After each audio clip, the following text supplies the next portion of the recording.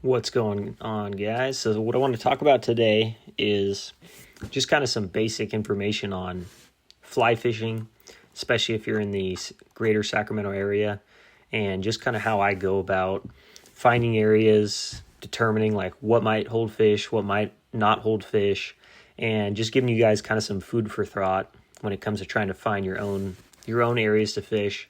One of the first things I want to touch on is just fly fishing. To me, is something I only do a couple months out of the year, usually during the summertime, and it's mainly just because when Folsom Lake or the Delta starts getting super crowded with boat traffic and there's just people all over the place, a lot of times I like to come up into the mountains and have a good time, try to get away from the crowds.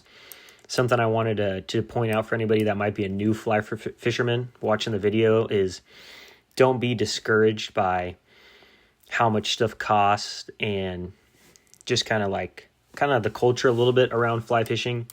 I don't want to rub anybody the wrong way, but I kind of feel sometimes it could be like a little bit of like an elitist sport, just in the sense of kind of like the demographic of people that generally fly fish and just the cost associated to it. I feel like a lot of people are looking at it and they're looking at these guide trips that might be thousands of dollars and all the equipment is super expensive and it's just you can't afford it and all this kind of stuff. And I just want to explain to you that you don't have to spend that much money. You can buy moderately priced gear that's similar to bass equipment or something, and you can do just fine. You can have a great time, and just try not to get discouraged by that kind of stuff. California has a ton of great fly fishing opportunities. One of the first things I want to point you guys in the direction of is a website called Fly Fishing the Sierras. I'll put a link on the screen or in the description so you guys can find it, but it's basically just a bunch of information that a gentleman has put together in a website, and it just looks at the entire Sierra mountain range all the way down south as far as it goes. And it's a super awesome resource. It has tons of information on super large bodies of water, rivers, like let's say, for example, the South Fork of the American River, the Little Truckee, the Truckee River, the Yuba, like hot spots that obviously a lot of people fish. But there's also a lot of information on smaller streams, which I think is a little bit more important and something that I would pay more attention to as a new person. It can be pretty daunting driving up to Truckee, for example, and trying to hop on some holes. You have a bunch of other guys out there. They're in their expensive Sprinter vans and they have all their gear. They're all decked out and you're kind of shoulder to shoulder with people. You might not know all the etiquette, and it's a tough place to fish. There's a lot of awesome fish to be caught, but I wouldn't say it's as easy as just showing up and getting bit, especially when you're learning. I think a lot of learning can be done on some of the smaller creeks in the area, and I just think that's a great thing. So something I want to go about, and a couple concepts I want to touch on. I want to try not to get too in the weeds, too lost in what I'm trying to explain, but we'll kind of just break down some concepts right off the back. So when it comes to fly fishing, we're going to be specifically talking about fly fishing for trout. Maybe we can do a video later on about maybe fly fishing for like some warm water species like bass or sunfish. But the first thing we're going to kind of touch on is the three different types of streams that you can find in this kind of area. The first one's going to be a tailwater. There's tailwaters all over California, and the reason for that is because we have a ton of reservoirs. And whenever you have a reservoir, you're generally going to have a tailwater of some kind. And what that means is it's the area that comes out right below a dam of a lake. So an example of a super famous tailwater, we'll come over here, would be the Little Truckee. And the Little Truckee comes out of Stampede, dumps into Boca. This is, blue ribbon trout waters, people that come from all over the state and all over the country to come fish this particular body of water. It's very well known. Now, I will caution people that are new that this is a very difficult place to fish. The fish here see a lot of flies. You have to be, dialed in with your patterns. You have to be dialed in with your presentations and your drifts and things of that nature. So I personally think that it might be a better use of your time to maybe find a less known stream and try fishing that. So the other two types of streams would be a freestone creek or river, which is just kind of like a rocky river coming down from the mountains, or a spring creek, which you're probably going to have to go higher up in the mountains to find those, but we're going to kind of just poke around at some areas close to the Sacramento area. And I would say the magic number, in my opinion, to find trout as far as drive time is like an hour. If you drive an hour from this kind of Sacramento area, you're going to start getting close to trout water. And I'm not a trout expert by any means, but one of the important things when it comes to finding trout is finding water temperature that's suitable for it. Now, if you look at a place like Folsom Lake, there are trout all over the place in Folsom Lake, but the problem is a lot of them are very deep in the summertime, or they're up the rivers because they want that cool water. They want that oxygenated water. And what you're going to get when you go into the mountains is you're going to get inherently cooler water, and that's why generally there's going to be more trout up there, in my opinion. So a concept that you want to think about when you're trying to locate trout or a place to fish for trout is you need to find cool water. There's two ways you can do that, right? Like I just said, you can either find a tailwater, which the elevation is honestly irrelevant, or you can find a higher elevation lake or stream, right? So if we think about Folsom Lake, we'll just use that as an example, right? There are a ton of trout in Lake Natoma, and the reason that those trout are able to live down here is because of that water temperature and because of all those nutrients that are coming down from Folsom Lake. And just realize that this can be applied anywhere, right? If you live somewhere where there is a tailwater, and it doesn't have to be a big one, it could be any lake. Let's just find something random. This is Lake Combine, which is like up near kind of Auburn, past the Auburn area.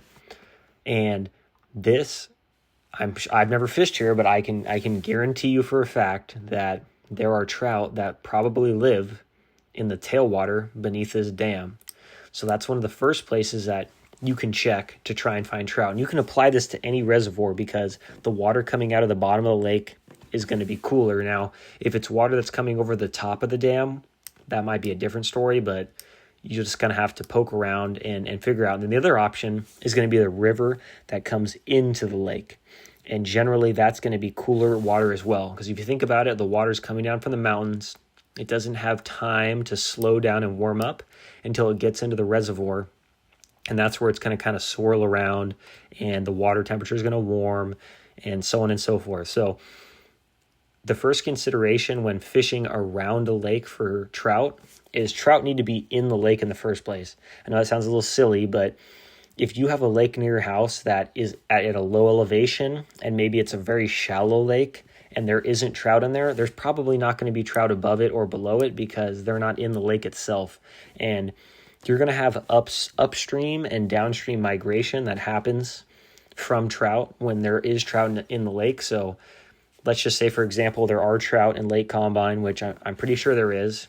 You're going to have a population that lives below the dam from before the dam was built, or they blow over the top of the dam, or the eggs do, or whatever the case is. And then you're also going to have a population of trout that live above the lake, and those are trout that swam out of the lake into the river and now either live there for only a period of time, whether that be to spawn or something else, or those are just resident fish that now live in the lake. Okay, so that's one of the first kind of methods that I would do is to find a lake near you, any lake and of any size, as long as you know there's trout in it, and try and fish the area below the dam and try and fish some of the areas above the dam. And that's a good starting place when it comes to finding water to fish. Now, your other option is, if you're willing to drive a little bit further, is just to fish a section of river that is coming down from the mountains. And if you live in the Sacramento area, as we've talked about, these Sierras are going to be all around you, whether that be on 80 or 50, an hour and a half up the road. And there is a lot of water that comes down from the hills. If we just look at the geography of this map, we can tell that there's areas where water is coming, right? You can just see on the map. And whether this be a big section of river, like the South Fork of the American, or maybe something a little bit smaller that has a different name. Those are all areas that could be interesting. I'm trying to find a example of maybe a smaller section of river that I don't know why my Google Earth is kind of not super clear. I don't know why that is, but anyway, generally speaking, when you have a section of river like the South Fork of the American, like we're talking about here, you're going to have smaller rivers that are almost like feeder creeks that are coming down and dumping in to that main set of river. So that is another concept you can use. So like, let's say, for example, the Yuba or the South Fork of the American, you know that there's trout in these rivers, okay?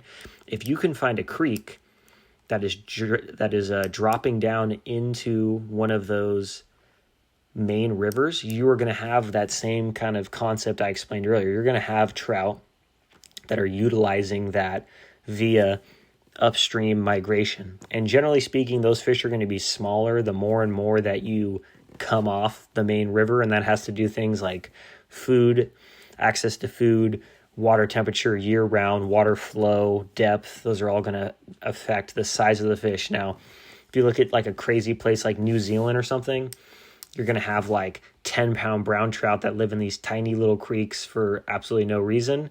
But that is an anomaly in the world. I'd say generally speaking, especially up to my experience fishing this greater Sacramento area up into the mountains, a lot of these small creeks are going to have fish in that like 8 to 12, 14-inch range. And that's going to be kind of as big as they get versus if you fish a larger stretch of river, like maybe the Middle Fork of the American or the Truckee, as we described earlier, you're going to have more fish in that 20-inch class because they physically have the size and the forage to do so. So that's just something to think about. But the reason I bring up the small creeks is because the fish that live in those creeks are generally going to be easier to catch. And the reason that is important is the more fish that you catch when you learn to fly fish, the more you're going to start understanding concepts that you can later apply to fly fishing. So for example, if you go out all day and you get one bite fishing for some trout on the Truckee, for example, let's just say, you're only going to have information from that one bite to add to your repertoire for later. Versus if you go out and you catch a bunch of smaller fish, you're going to learn, hey, when I get this drift this certain way, I catch a fish. Whenever my flies finally sink down to this certain depth, I'm getting bit. When I walk up to the river and I cast my shadow, I'm not getting bit anymore. But when I'm kind of a little more sneaky, I'm catching fish. Those are all techniques that you can learn and flesh out on a smaller scale at these smaller creeks. And then when you go out to a larger stretch of river, you can apply those same tactics and you're going to catch fish. Now, granted, maybe the quantity of fish goes down, but the quality is going to increase. And that's something that I think is really underappreciated and underutilized in fly fishing in this area, is that everybody wants to go to the hot spot. Everyone wants to go to where all the giant fish are, but there's a lot of beauty and appreciation that can be put into finding some of these creeks with these smaller fish. Some of these creeks in different areas, there's almost like their own little population and their own little strain of fish. Now, granted, a lot of this water is going to be inhabited by rainbow trout and brown trout pretty much exclusively because that's what we have in California. But even with those examples, you'll find fish that are unique to the stream you're fishing. And that's just an environmental adaptation, I would assume, just over time that, based on whatever's in the water, whatever they're eating in that particular stream, they're just going to look slightly different. And that can be really cool. I have streams that I've found up in certain areas where I don't catch fish that look anything like those fish, and they're still rainbow trout or they're still brown trout, and that's what's kind of cool about this. Another thing that I would urge you guys to check out is just areas that are like considered national forest or places that just have a lot of water coming through them. So, for example, this kind of area is like the Mormon immigrant wilderness, and there's all types of little creeks. There's one right here that are just coming through these valleys. There's another one over here. And these little creeks are loaded with trout. And one of the main factors when it comes to this is obviously, like I explained earlier, elevation is a factor because of water temperature and flow and things like that. And those can all be things that you can kind of experiment with. There's going to be times where you go to one of these creeks and you might be too low in elevation and you're not going to be catching trout because it's too hot. For example, like maybe if we're down here in like the Somerset area, you might start catching some smallmouth bass. You might start catching some sunfish or some squawfish. You might start catching some warmer water species because the water just isn't quite the right temperature for the rainbow trout. And as you gain elevation, you're going to gain water temperature that's cooler, and then in turn you're going to find more trout. So that's kind of a basic kind of breakdown of this area and some things you can try. I would urge you to keep an open mind, and just because there isn't a bunch of information on a place or you're not sure, don't be afraid to just go out and try. I mean, that's kind of part of what makes this so fun is there are little creeks that I found within 30 minutes of my house in certain areas where I can go out there and catch 20 fish really quick in an afternoon, like an hour or two of fly fishing. Now, granted, a lot of them are smaller fish, like I said, 8, 10, 12-inch fish, but it's a great time and it can be really fun. And you're going to be all by yourself. That's kind of what I wanted to circle back to is when you're finding these areas that maybe there's some walking involved, there's some hiking involved, you can't just park next to the river. In turn, you're going to get clean water. You're going to get a clean bank. There isn't trash everywhere. There isn't garbage. There's not a bunch of people talking. You're going to be in a place that you can appreciate and is going to be special. And maybe it's somewhere that maybe 10 guys walk into the entire summer. And it's just the 10 of you rather than hundreds of people visiting the Truckee or some other kind of Blue Ribbon Water or the Yuba, right? It's just going to be all to yourself. So if you don't have Google Earth, I would urge you to download that, and I'll kind of circle back to go on that website, Fly Fishing the Sierra, look at some creeks near you. You can get some ideas of patterns. You can get some ideas of fish size, what types of fish, and go out and just experiment. Eyeball it on the map, say, hey, I think I want to go over here, this creek. I found this creek in the map on the Fly Fishing Sierra website, and now I'm going to go out there and check it out. Maybe I'll find a place I can park my truck with my car, and I'm going to walk in here. It's going to be a half mile. I'm going to go fish this stretch of river, and I'm going to come back and see what I have. And that's a good starting place. If you guys have any questions, feel free to leave them in the comments. Like, comment, subscribe. I appreciate everybody's support. Like I said, these videos have been fun to make, doing these breakdowns, and the main thing I want to stress on this is just you guys got to get out there and do some exploring. That's the best part, and that's the fun of it, and I think you guys are going to find some great stuff. So have a good day.